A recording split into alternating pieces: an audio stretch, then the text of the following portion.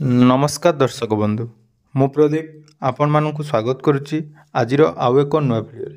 तो ओडिशार छात्र छात्री मानक पई बहुत बड़ गुरुत्वपूर्ण अपडेट जहाँकि वर्तमान सामना को आसी जाइए।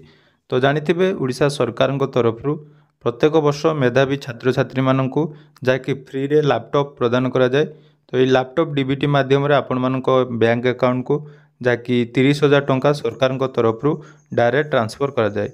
पूर्वर आपण मैंने जानिथिबे जो माने प्लस टू रे एग्जाम रे भलो मार्क रखि थांती सेमानकु एही स्कीम रे सरकार तरफ लैपटॉप प्रदान करा जाउतला एवं 2020 मसीहा ठारू जहाँकि कोरोना ठारू आपण मानकु एही स्कीम रे 30,000 टंका डीबीटी माध्यम रे आपण मानको अकाउंट को पठा जाउची। तो जो भी छात्र छात्री माने प्लस टू एग्जाम देथिले तो सेमाने जदि तापई ऑनलाइन ले आवेदन करनांती वर्तमान एही ऑनलाइन आवेदन रो डेट जहाँकि एक्सटेंड होईची एवं यार शेष तारीख जहाँकि रहीची 23 अगस्त अर्थात अगस्त 23 तारीख पूर्व जो मैंने भी आवेदन करना आवेदन करनियंतु एवं कौन रही आवेदन प्रक्रिया एवं एथिरे आपण मानकु केमिति टंका मिलिबो आसंतु से विषय रे आजिर ई भिडियो रे संपूर्ण डिटेल्स आलोचना करिबा। ता पूर्व जदि चैनल को प्रथम थर विजिट करचंदी वीडियो को लाइक करिवे, चैनल को सब्सक्राइब कर नथिले एबे ही सब्सक्राइब करी पाखरे थिबा बेल आइकन को क्लिक करी ऑल ले सेट कर देबे। तो देखो जहाँकि रही ओडिशा स्टेट स्कॉलरशिप पोर्टाल बा गवर्नमेंट ऑफ ओडिशा तरफ पूर्वर आपण मैंने जानिथिबे जो माने कि प्लस टू परीक्षा देइचंदी से माने प्रेरणा टंका पई जो ऑनलाइन ले मध्ये आवेदन करथिबे सेहीपरि लैपटॉप स्कीम रही सरकार तरफ जो भी मेधावी छात्र छात्री माने रहिचंदी डिस्ट्रिक्ट वाइज तांकर लिस्ट मध्ये आपण माने पाई परिबे एवं तार ऑनलाइन लो केमिति रजिस्ट्रेशन करिया पई पड़े आसंतु से विषय रे जानिबा। तो सर्वप्रथमे आपण ओडिशा स्टेट स्कॉलरशिप पोर्टाल को आसिला परे देखंतु गोटे ऑप्शन रही बिजु युवा सशक्तिकरण योजना बा लैपटॉप डीबीटी यार शेष तारीख जहाँकि रही देखंतु लास्ट डेट रही 23 अगस्त 2024। एथिरे बेनिफिट कथा जदि आमे देखिबा बेनिफिट स्कॉलरशिप अमाउंट 30,000 टंका गोटे वर्ष पई आपण मानकु मिलिबो एवं टार्गेट बा नंबर ऑफ स्कॉलरशिप देखंतु 15,000 अर्थात जो माने भी प्लस टू एग्जाम देइचंती उभय आर्ट्स साइंस एवं कॉमर्स रो टोटाल 15,000 टॉप मेधावी छात्र छात्री मानकु एही स्कीम रे जहाँकि टंका प्रदान करा जाए एवं एही जो लैपटॉप डीबीटी स्कॉलरशिप आपण माने जहाँकि जेकोसी डिपार्टमेंट बा जेकोसी प्लस टू पास करथिबा पिला मानकु मिली पारिबो। यार डिटेल्स जदि आमे देखिबा तो देखंतु डिटेल्स एटी आपण माने एटी गाइडलाइन कोन रहिछि गाइडलाइन आमे देखि नबा सर्वप्रथमे। तो देखंतु ए जो गाइडलाइन टी रही फ्री स्कॉलरशिप बा फ्री लैपटॉप पाई सर्वप्रथमे आपण मानकु एठारे जाकि scholarship.odisha.gov.in ले आपण मानकु लॉगिन करिया पई पड़िबो एवं लॉगिन करिवा पूर्वरु सर्वप्रथमे आपण मानकर आधार नंबर सहित मोबाइल नंबर लिंक थिबा निहाती दरकार कारण जहाँकि आधार नंबर सहित जदि आपण मानकर मोबाइल नंबर लिंक नहीं ताहले आपण माने एठारे ऑनलाइन ले आवेदन करि परिबे नहीं। तेणु सर्वप्रथमे एटा रजिस्ट्रेशन करिवा पूर्वरु निजर आधार नंबर देई आपण माने मोबाइल नंबर ओटीपी साहाय्य जाकि वेरीफाई करेंगे। तापरे देखंतु रही जो मोबाइल नंबर आपण मानकर आधार कार्ड लिंक अच्छी से मोबाइल नंबर को आपण माने एठारे वेरीफाई करेंगे। तो से विषय आगे परवर्ती समय आलोचना करिबा। प्रथमे देखंतु यार जो प्रोसेस कौन रही बा लिस्ट आपण माने केमिति पाइबे।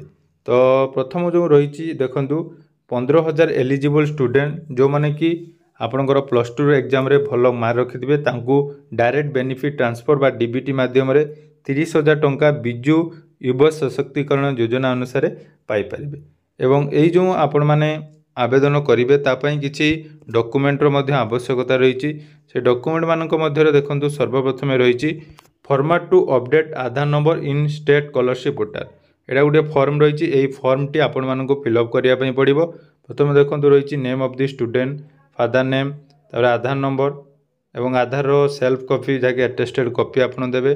तापर देखंतु गोटे रही रोल नंबर अर्थात आपण जो 2023 मसीह जो माने एग्जाम देथिले देखिबे एटा 2023 रे जो मानकर पास आउट रही से मानक पई तो स्ट्रीम आपण आर्ट्स साइंस कॉमर्स वोकेशनल बा उपशास्त्री जहाँ भी आपण रही सेटा आपण देबे। तापर serial number in the list of beneficiary list A beneficiary list केमिति आपण बाहर करिवे से विषय रे मध्ये मु डिटेल्स जणैबी। तापर देखंतु डिक्लेरेशन एटी रही डिक्लेरेशन ले आपण मानकर नाम तापर रही the request is submit to update Aadhaar number in the state scholarship portal so as to enable me to apply for the scholarship financial assistant to meritorious 12th pass student तो जहाँकि एठारे रही सर्वप्रथम आपणमानकर जो आधार नंबर को एठारे भेरीफाई करने पड़ो ता नहीं आपंकर डीबीटी जो रही देखो आधार अपडेट पाई एटा आपण माने सबमिट करेंगे। देखो आउ गोटे रही आपण मैंने केमी डाउनलोड करेंगे देखूँ ता पूर्व डाउनलोड करने पूर्वर ये आपंकर CHSC बा जो रही council of higher secondary school ता तरफ आपण मानकर लिस्ट जो मैंने भी लिस्ट रे अच्छी तांकर नाम ऑलरेडी पब्लिश कर दिया जाव। तेणु प्रथम देखो ये गोटे रही आपर जो ओपनिंग डेट और क्लोजिंग डेट जेहेतु यहाँ पूर्व 2023 मसीहा तेणु 17/12 बा डिसेम्बर 17 लास्ट डेट थी पुणी या एक्सटेंड कर दि जाइए। तेणु से एक्सटेंड कलापर आपण मानकर देखूँ ये रही आधार सीडिंग आपंकर केमी कर तो आधार सीडिंग देखो यार डिटेल्स एटारे सबमिट कराई आपण मैंने जाकि जेकोसी बैंक ब्रांच बा पोस्ट ऑफिस बा जेकोसी CSC सेंटर रे जोटी आधार अपडेट होची सेटारे प्रथम आधार अपडेट करदेवे। तापर देखो जदि आपंकर बैंक सहित NPCI लिंक नहीं ताले आपण माने आपंकर ब्रांच मैनेजर जो मैंने रही तांकु जाई एई डिटेल्स मध्य आपण दे पारिबे। यार संपूर्ण डिटेल्स जाकि PDF मु आमर टेलीग्राम चैनल देदेवी टेलीग्राम चैनल लिंक मध्य डिस्क्रिप्शन में अच्छी। एवं आसतु आपण मैंने केमिति लिस्ट चेक करेंगे से विषय जनईदेवी। जो मान लिस्ट रे नाम आसी ही केवल यही योजना जैकि आवेदन करेंगे। पुणी थे कही रखिए आवेदन शेष तारीख जैकि 23 तारीख रही तेणु 23 तारीख पूर्व जदि आपण मैंने फ्री लैपटॉप बा 30,000 टंका पाइबापी चाहते ताल निहाती आवेदन करनियंतु। तो यहाँ देखिपे जैकि हायर सेकेंडरी एजुकेशन और डिपार्टमेंट तरफ साइंस स्ट्रीम रे कौन आपणकर देखूँ ये पूरा डिस्ट्रिक्ट वाइज कौन डिस्ट्रिक्ट कौन पिला माने पाइबापी एलिजिबल अच्छा मार्क केते आपण माने डिटेल्स पाइपर।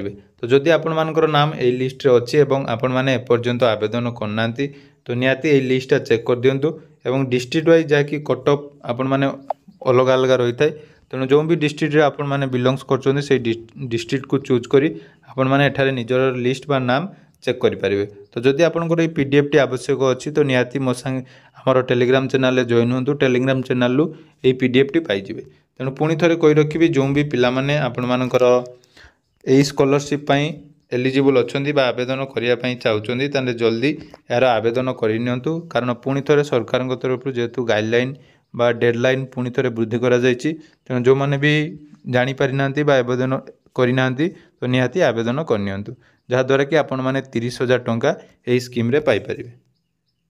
तेणु यह थिला आजिर छोट अपडेट। तो यहीपरि नुआ नुआ अपडेट पाइबापी चैनल को जदि सब्सक्राइब करना निहाती सब्सक्राइब करनियंतु एवं निजर सांग साथी पिला मानकु निहाती भिडियोटी शेयर करेंगे। धन्यवाद।